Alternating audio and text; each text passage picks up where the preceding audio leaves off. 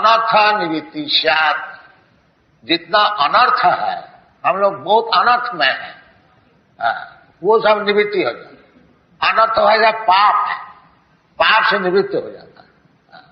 जैसा हम लोग के अमेरिकन और यूरोपियन ये भक्त लोग को कहते हैं कि अवैध स्त्री संग, इसको छोड़ना चाहिए। अपने विवाहित स्त्री छोड़ करके कोई स्त्री से संपर्क नहीं, ये अवैध है। अवैध स्त्री संग, वैध स्त्री संग, विवाहित स्त्री संग, और अवैध जिससे विवाह नहीं है उससे संपर्क रखना, ये अवैध स्त्री संग महापाप है, ये अनर्थ है। ये हमको आगे बढ़ने को देगा नहीं, क्योंकि जब तक हमारा पाप से संपर्क रहेगा फिर हम भगवत भजन ठीक ठीक नहीं कर सकेंगे। भगवान खुद कहते हैं जेषाम अंतगतम पापम जनानां पुण्य कर्मा ते दंड महानिर्मुक्त भजन्ते मां धीरव्रता। धीरव्रत हो करके एकांत भाव से भजन करने के लिए अनर्थ से मुक्त होने पड़ेगा, पाप से निवृत्त होने पड़ेगा। अथ अनर्थ भजन क्रिया, जिसका वास्तविक भजन क्रिया हो रहा है वो अनर्थ से निवृत्त हो जाए, उसको फिर पाप जीवन नहीं रहेगा। तो पाप जीवन क्या है? एक अवैध स्त्री संग और वृथा पशु हिंसा और नशा भांग और जुआ खेलना, शास्त्रों ने बताया जत्र पाप चतुर्थ। तो अनर्थ निवृत्ति, वास्तविक भजन क्रिया होने से ये सब अनर्थ से मुक्त हो जाए। फिर जाकर के रुचि, भगवत कथा में रुचि, फिर रुचि निष्ठा, भगवत भक्ति में निष्ठा। ये भगवत कथा सुनते सुनते जैसा भागवत में बताया, सिन्नथा सकथा कृष्ण पुण्य श्रवण कीर्तन। भगवान की कथा सुनते सुनते पुण्य श्रवण कीर्तन, जो सुनता है जो बोलता है, पुण्य श्रवण कीर्तन, ये श्रवण कीर्तन से ही भगवत भक्ति शुरू होती है। श्रवणादि शुद्ध चित्त, जितना चित्त शुद्ध होगा भगवान की कथा सुनते सुनते उतना ही साधन वृद्धि हो। तो श्रवणादि शुद्ध चित्ते करो युगा। भगवत भक्ति सबका हृदय में है, कोई बाहरी चीज नहीं है। जैसे ये यूरोपियन अमेरिकन भक्त लोग है, ये कृष्ण भक्त कैसा हो गया? सबका भीतर कृष्ण भक्ति है, केवल श्रवणादि शुद्ध चित्ते करो उदय, उसको उदय करना चाहिए।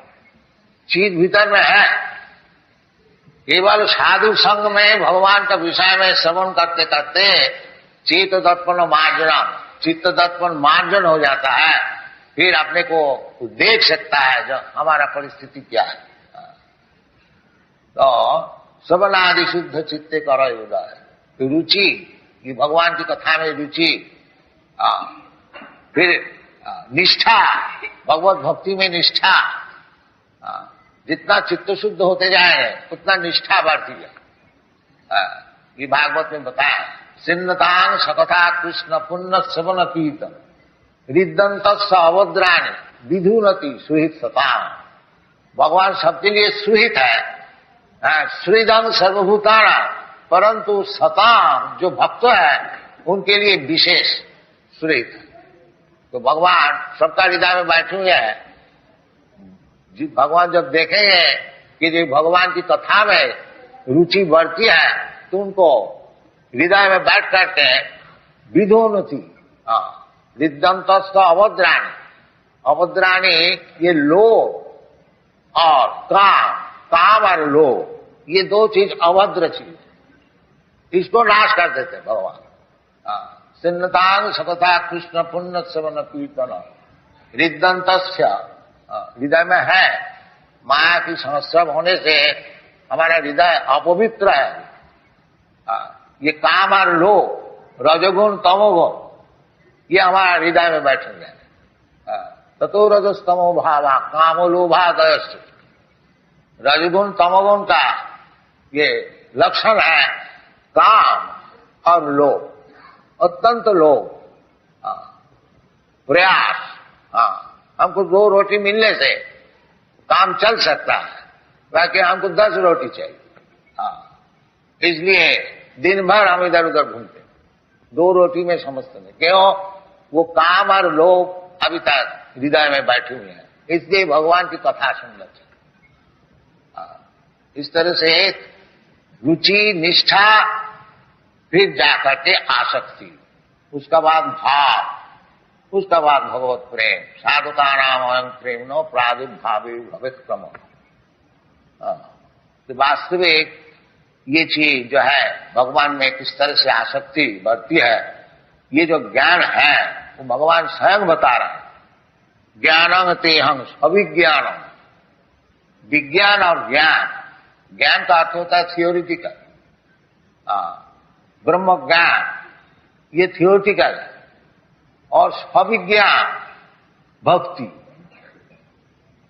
ब्रह्म ज्ञान हम समझ गया अहम ब्रह्मास्मि, केवल समझने से काम नहीं चलेगा। स्विज्ञान उसको काम में ले आना चाहिए, काम में नहीं ले आने से फिर हमारा पतन हो जाएगा। आरुज्य कृच्छेन परम पदम तप पतंती अधो।